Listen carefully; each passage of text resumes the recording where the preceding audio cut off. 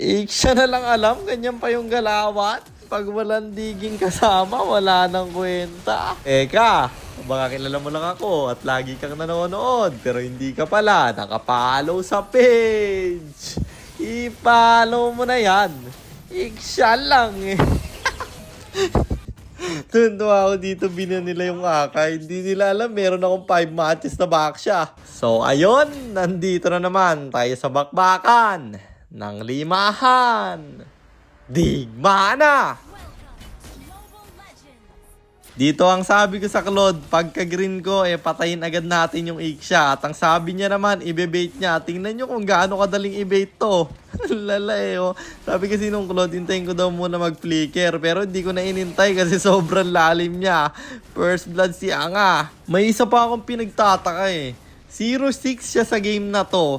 Tapos, pangatlong item niya yung piercer. Hindi niya man lang naisip na wala nang kwenta yung piercer dyan kasi meron na kaming mga defense item. Ayan pa, isang epekto ng lipad. Recommended lang kayo ng recommended. Hindi nyo dinedepende sa kalaban yung item nyo. Palibasa, nasanay sa mahinang kalaban. Kaya okay na yung recommended dun Tingnan nyo naman kasi yung ginawa namin sa mga to. Pinapasok-pasok lang namin sa loob ng tore. Wala pang 5 minuto, trap na agad sila sa loob. Sinosolo kill pa yung XP lane. Pinanindigan ng mga one trick no?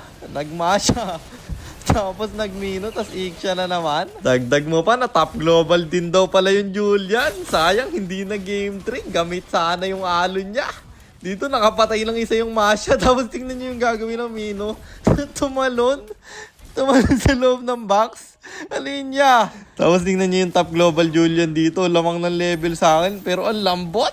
Marshmallow. Yung marshmallow tol. Nasa showcase ko sa TikTok. Orderin mo. Masarap yun. Doon ako tumaba At dahil nakita ng campaign na kayang-kaya ko yung Julian, sabi nila sa bot na lang sila. At ako na bahala mag-turtle. Libre ko na naman tong nakuha. Lagi na ng trade kasi yung ginagawa nila Hindi maka-objectives guys. Isipin nyo 2 game. Wala man lang nakuha ang turtle at lord yung mga to. Kumbaga parang hindi RG tong laban Parang versus AI. Lipad pa more mga tol. Dito may set daw silang gagawin kahit na lamang na kami. Ayun, kulata inaabot pa May isa pang mas malala dito guys sa Lord Fight. Kasi yun yung talagang ginagawa nila. Nung Finor Zero namin yan sa RG, yun at yun na yung rotation nila. Nakadigi sila guys tapos naka-conceal. Ang rotation na ginagawa nila, manggagaling sila sa kabila ng Lord side. Halimbawa dyan, sa kaliwa yung Lord. Sa RBM sila manggagaling tapos didiretso sila sa Lord. Sa next Lord guys, makikita nyo gagawin nila yon. Dahil nga nasanay sila sa mahihinang kalaban, akala nila effective yung ginagawa nila na yon. Ang pagkakaalala ko 2024 or 2025 pa yon, pero hindi pa rin nila binabago yung strategy nila. Yun at yun pa rin. Dito pinaputok lang namin yung inhibitor tapos nag-bounce na kami.